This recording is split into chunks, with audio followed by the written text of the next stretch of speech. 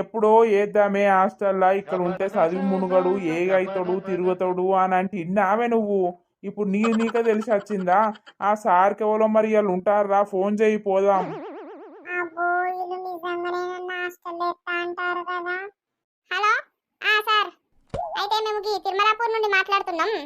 ఈరోజు ఉంటుర్రా sir? School ఉంటారా? లేదా మా పిల్లగాన్ని హాస్టల్ వేద్దామని. వస్తాను. సరే సార్. ఉంటుర్రట పోయి మాట్లాడి అలా వారే శబ్దం ఇక. ఓ అమ్మా నేను పోనే హాస్టల్కు, నేను ఇన్నే చదువుకుంటానే.